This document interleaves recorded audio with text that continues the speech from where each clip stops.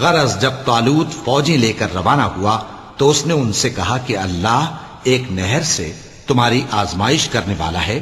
جو شخص اس میں سے پانی پی لے گا اس کی نسبت تصور کیا جائے گا کہ وہ میرا نہیں، اور جو نہ پیے گا وہ سمجھا جائے گا کہ میرا ہے۔ ہاں اگر کوئی ہاتھ سے چلو بھر پانی لے لے تو خیر۔ جب وہ لوگ نہر پر پہنچے تو چند آدمیوں کے سوا سب نے پانی پی لیا۔ پھر جب طالوت اور مومن لوگ جو اس کے ساتھ تھے نہر کے پار ہو گئے تو کہنے لگے کہ آج ہم میں جالوت اور اس کے لشکر سے مقابلہ کرنے کی طاقت نہیں۔ جو لوگ یقین رکھتے تھے کہ ان کو اللہ کے روبرو حاضر ہونا ہے وہ کہنے لگے کہ بسا اوقات تھوڑی سی جماعت نے اللہ کے حکم سے بڑی جماعت پر فتح حاصل کی ہے، اور اللہ ثابت قدم رہنے والوں کے ساتھ ہے۔ اور جب وہ لوگ جالوت اور اس کے لشکر کے مقابل میں آئے تو اللہ سے دعا کی کہ اے پروردگار ہم پر صبر کے دہانے کھول دے اور ہمیں لڑائی میں ثابت قدم رکھ اور لشکر کفار پر فتح یاب کر۔ تو طالوت کی فوج نے اللہ کے حکم سے ان کو شکست دے دی،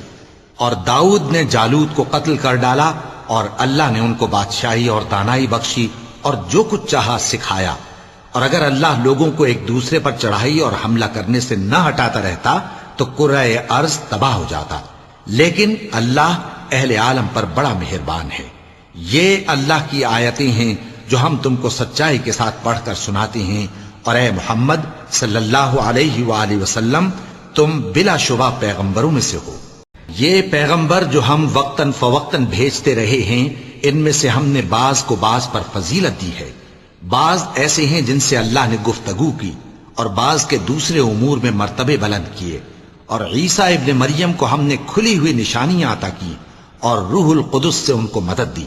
اور اگر اللہ چاہتا تو ان سے پچھلے لوگ اپنے پاس کھلی نشانیاں آنے کے بعد آپس میں نہ لڑتے، لیکن انہوں نے اختلاف کیا تو ان میں سے بعض تو ایمان لے آئے اور بعض کافر ہی رہے۔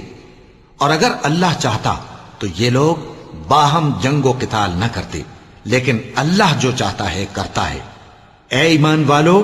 جو مال ہم نے تم کو دیا ہے اس میں سے اس دن کے آنے سے پہلے پہلے خرچ کر لو جس میں نہ اعمال کا سودا ہو اور نہ دوستی اور سفارش ہو سکے، اور کفر کرنے والے لوگ ظالم ہیں۔